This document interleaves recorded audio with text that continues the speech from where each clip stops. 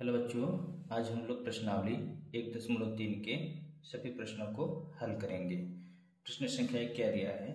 सिद्ध कीजिए कि √5 एक अपरिमेय संख्या है। किसी भी संख्या को अपरिमेय सिद्ध कैसे किया जाता है, इस प्रश्नावली के थ्योरी वाले वीडियो में हम लोग सीख चुके हैं कि कैसे सिद्ध करते हैं। अब इसको सिद्ध करते हैं। क्या करते हैं हम लोग कि अगर किसी भी संख्या को अपरिमेय सिद्ध करना है तो इसके उल्टा हम लोग उस संख्या को परिमेय मान के चलते हैं, और सिद्ध करने के क्रम में अगर उस संख्या को हम लोग परिमेय अगर नहीं दर्शा पाए तो वह संख्या क्या हो जाती है? अपरिमेय हो जाती है। माना कि √5 एक परिमेय संख्या है। अगर √5 परिमेय संख्या है तो उसे हम लोग p/q के फॉर्म में लिख सकते हैं, जिसमें p और q क्या होते हैं? हम लोग को पूर्णांक होता है और q 0 के बराबर नहीं होता है। तो √5 को हम लोग a/b लिख देते हैं, जहां a और b क्या है? पूर्णांक है और p 0 नहीं होगा। और किसी भी परिमेय संख्या में ए जो p और q होता है दोनों क्या होते हैं?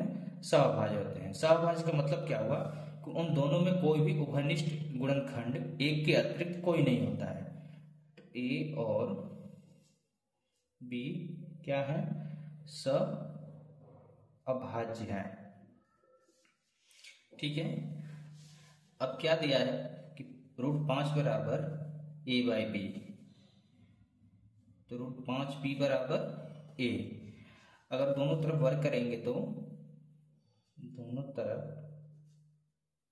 वर्ग करने पर √5 का √5b² a², 5b² बराबर a²।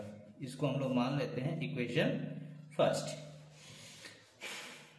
अब ये 5 इधर है, गुणा में उधर जाएगा तो भाग में हो जाएगा, तो b² बराबर a² बटा में 5।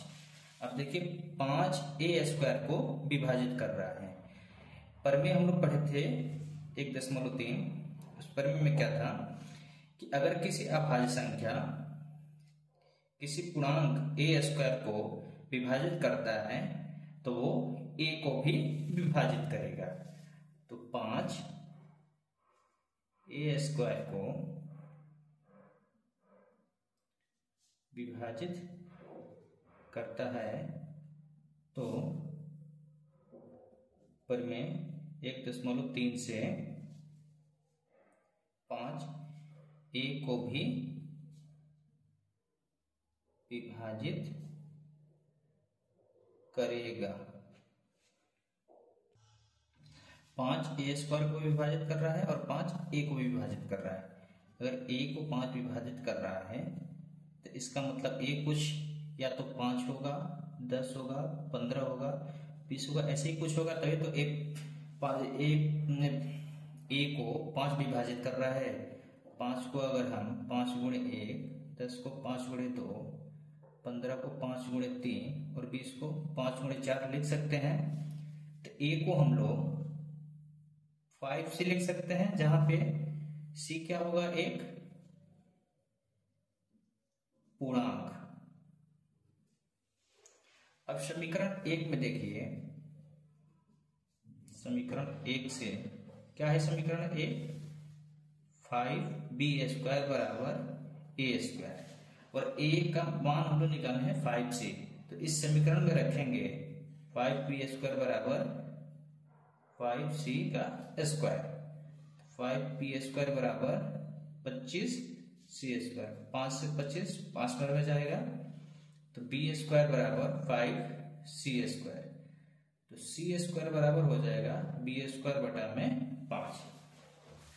5 b² को विभाजित कर रहा है तो 5 b को भी विभाजित करेगा, परिमेय 1.3 से।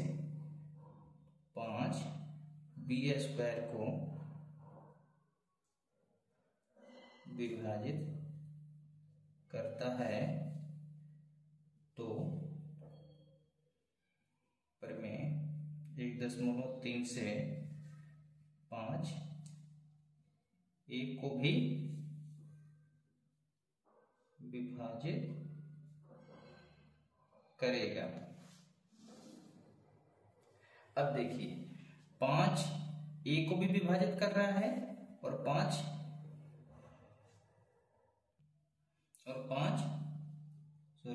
बी को भी विभाजित कर रहा है। और हम लोग मान के क्या चले थे कि ए और बी दोनों क्या है, सहभाज्य। सहभाज्य का मतलब कि इसका उभयनिष्ठ गुणनखंड एक के अलावा और कोई नहीं हो सकता है। लेकिन हम लोग जांच सिद्ध करने के क्रम में क्या देखे कि 5 एक ऐसा उभयनिष्ठ गुणनखंड है जो ए को भी विभाजित कर रहा है और बी को भी विभाजित कर रहा है। इसका मतलब ए और बी जो है वो सहअभाज्य तो नहीं है। लिखेंगे कि ए और बी का कम से कम 5 एक उभयनिष्ठ गुणनखंड है।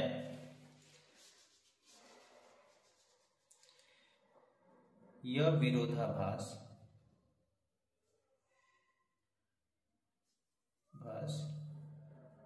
परिणाम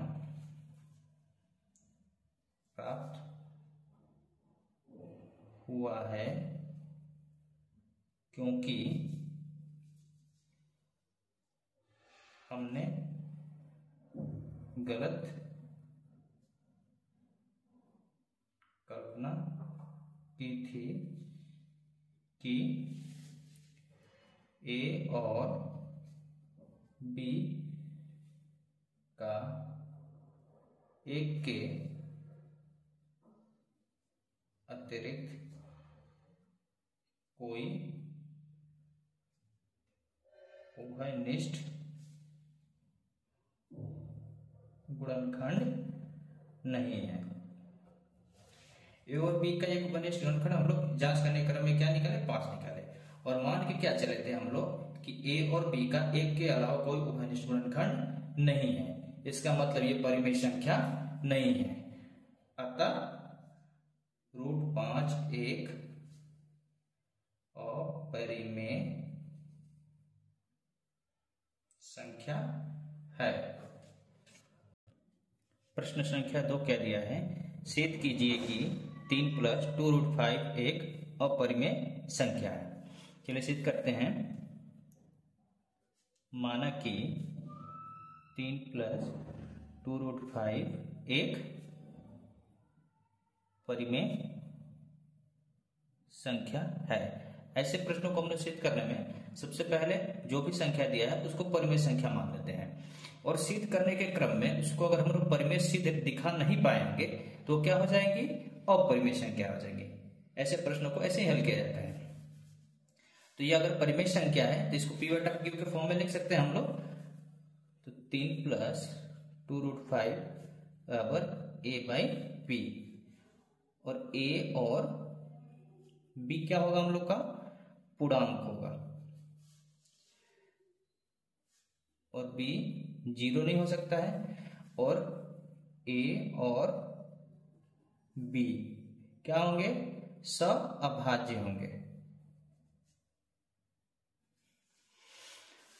a और b सहअभाज्य होंगे। तो 3 + 2√5 बराबर a/b। तो 2 + √5 a/b प्लस में 3 है, उधर जाएगा तो माइनस में 3 हो जाएगा। अब 2 + √5 बराबर, और इसका एलसीएम लेंगे तो b a - 3b। अब ये गुणा में है, उधर जाएगा तो भाग में हो जाएगा। तो a - 3b बटा में 2b क्या गया, √5 बराबर a - 3b बटा में 2b। अब एक चीज और समझते हैं, जैसे कोई भी अगर पूर्णांक संख्या है और उसमें एक और पूर्णांक संख्या को जोड़ा जाए तो क्या मिलता है हम लोग को, पूर्णांक ही मिलता है।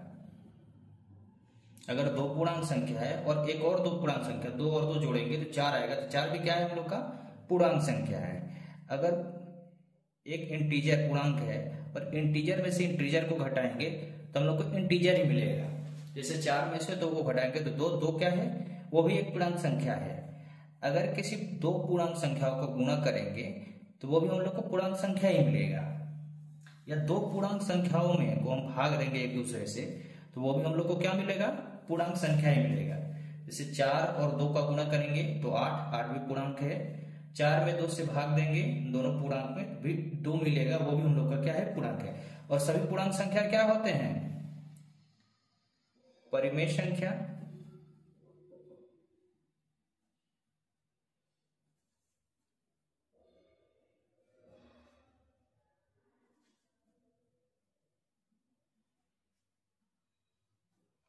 अब यहां पे देखिए a और b पूर्णांक है और 3 और 2 ये भी पूर्णांक है। a और b पूर्णांक है और 3 और 2 भी पूर्णांक है। इसका मतलब ये पूरा पूर्णांक हो गया। a और b पूर्णांक है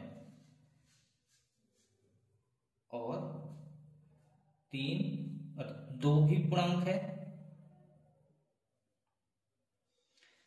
है, तो a माइनस 3b बटा में 2b भी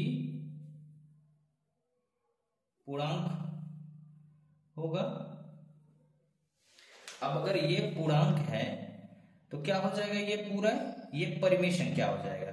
लेकिन हम जानते हैं कि √5 ये तो क्या है, ये अपरिमेय संख्या है। ये पूर्णांक है तो यह परिमेय संख्या है। लेकिन हम जानते हैं कि √5 एक अपरिमेय संख्या है। अब देखिए √5 इधर अपरिमेय है उधर परिमेय है,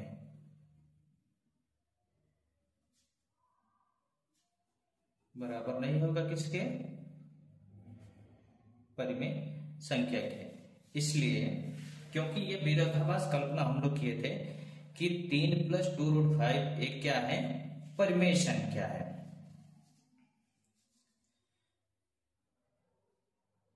इसलिए हमने गलत कल्पना